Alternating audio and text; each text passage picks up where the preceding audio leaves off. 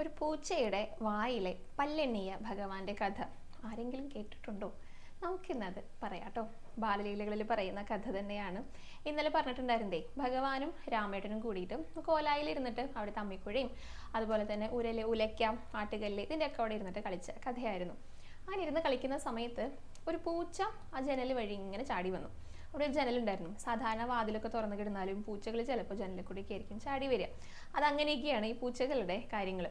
അപ്പം ഇത് കണ്ടപ്പോൾ ഭഗവാനും രാമേട്ടനും നല്ല കൗതുകം തോന്നി. ഈ ജനൽ ഇപ്പോൾ ചാടി വരാനുള്ളതാണല്ലോ എന്നാണ് അവർക്ക് മനസ്സിലായത്. പൂച്ചേനെ അതിലൂടെ കൊള്ളുന്ന പോലെ ഇവരതിനെ കൊള്ളില്ലല്ലോ. അപ്പോൾ ഇവരിത് നോക്കി നിൽക്കുകയാണ്. അപ്പം നമ്മുടെ ആൾ പറഞ്ഞേ, വരിയായിരിക്കും ഇവൻ എന്ന് പറഞ്ഞു. അതായത് പൂച്ച തിരികെ വരുമായിരിക്കും എന്നാണ് ഉദ്ദേശിക്കുന്നത്. കുറച്ച് കഴിഞ്ഞപ്പോൾ പൂച്ചയുടെ കാര്യങ്ങളൊക്കെ കഴിഞ്ഞിട്ട് തിരികെ ഈ ജനലിലൂടെ ചാടിയിട്ട് പുറത്തു പോകാനായിട്ട് വരാം. ഇങ്ങോട്ട് പിടിക്കൂ എന്ന് പറഞ്ഞു. രണ്ടും കൂടെ പൂച്ചേനെ ഒറ്റപ്പെടുത്തും. ഒരാൾ വാലും പിടിച്ചു, ഒരാൾ തലയും പിടിച്ചു.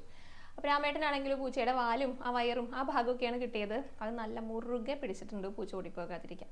ഭഗവാനാണെങ്കിലോ പൂച്ചയുടെ മുന്നിലുള്ള രണ്ട് കാലുകളും തലയും കൂടിയാണ് പിടിച്ചിരിക്കണേ. അതും മുറുകെ പിടിച്ചിട്ടുണ്ട്. എന്നിട്ട് പൂച്ചയുടെ വായ ഇങ്ങനെ നന്നായി കുത്തി തുറന്നിട്ട് ആ പല്ലുകളൊക്കെ ഇങ്ങനെ പരിശോധിച്ചുകൊണ്ടിരിക്കുക. പൂച്ചയാണെങ്കിലോ നന്നായി നിലവിളിക്കുന്നുണ്ട് കേട്ടോ. മ്യാവും മ്യാവും എന്നൊന്നുമല്ല കരയണേ. ശബ്ദമൊക്കെ മാറിയിട്ട് വേറെ ഏതൊക്കെയോ ശബ്ദത്തിലാണ് പൂച്ച കരയണത് ജീവന് വേണ്ടിയിട്ട്. അപ്പോൾ ഈ ബഹളമൊക്കെ കേട്ടപ്പോൾ യശോദാമ്മയും രോഹിണിയമ്മയും കൂടിയിട്ട് ഓടി വരികയാണ്. അവരിങ്ങനെ ജോലികളൊക്കെ ചെയ്തുകൊണ്ടിരിക്കുകയാണേ. അപ്പോൾ എന്തോ ഒപ്പിച്ച് വെച്ചിട്ടുണ്ട് രണ്ടും കൂടിയിട്ട് എന്നുള്ള രീതിയിലാണ് ഓടി വരുന്നത്. നോക്കിയപ്പോൾ പൂച്ച ജീവന് വേണ്ടി പടഞ്ഞുകൊണ്ടിരിക്കാം. ആയുസിൻ്റെ ബലം ഒന്നുകൊണ്ട് മാത്രം പൂച്ച അതേപടിയുണ്ട്.